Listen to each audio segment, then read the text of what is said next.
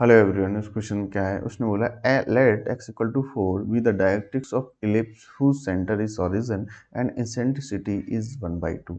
और उसने बोला एक p पॉइंट से 1 बीटा, बीटा पॉजिटिव है, is a point on ellipse, then the equation of normal बताओ एट पॉइंट p। तो सबसे पहले आपको p पॉइंट निकालने के लिए बीटा की जरूरत पड़ेगी। तो सबसे पहले डायरेक्ट्रिक्स अपने स्टैंडर्ड मान के चलते हैं ये, ठीक है। इसकी डायरेक्ट्रिक्स यहाँ होती तो क्या होता है, directrix x equal to a upon e होता है। तो ये 4 दे रखा, तो a इक्वल टू क्या 4e दे रखा है। तो ए स्क्वायर का वैल्यू कितना है 16e स्क्वायर, इसको एज अ रिजल्ट रख लें और e का वैल्यू आपको पता है तो इसमें डालें, तो 4 इंटू 1/2। तो a का वैल्यू कितना आ जाएगा, a का वैल्यू आ गया 2, तो a स्क्वायर का वैल्यू कितना आ गया 4, तो a स्क्वायर मिल गया।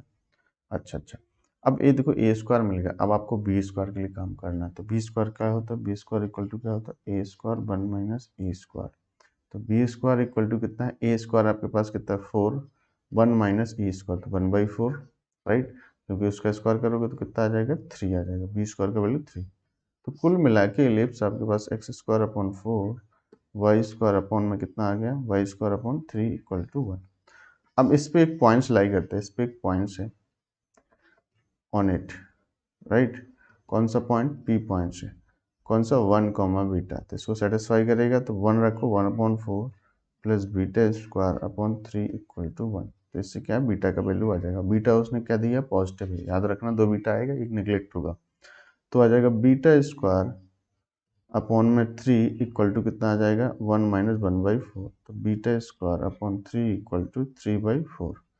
तो बीटा स्क्वायर का वैल्यू आ जाएगा 9/4। तो बीटा का 2 वैल्यू आएगा प्लस माइनस 3/2। तो बीटा आपको नेगेटिव लेना नहीं है, तो 3/2 ही एक्सेप्टेबल होगा क्योंकि उसने बोला गया है ना पॉजिटिव।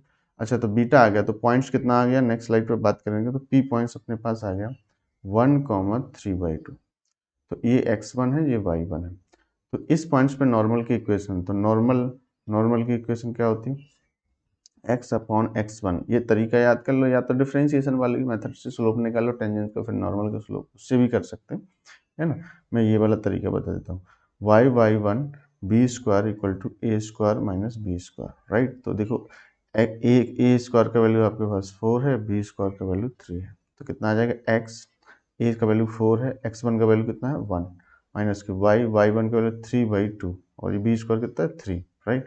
और ए स्क्वायर माइनस है तो 4 माइनस 3, तो इसको करोगे तो 4x माइनस 3 से 3 कटा तो 2y, और ये आपका 1 आ गया। तो ये आपके पास नॉर्मल आ गया, ठीक है। तो 4x minus 2y equal to 1, तो 4x minus 2y equal to 1, तो आपको सेकंड ऑप्शन करेक्ट है, 4x minus 2y equal to 1, second will be the correct one. I hope आप ये समझ गए होंगे, so thank you so much.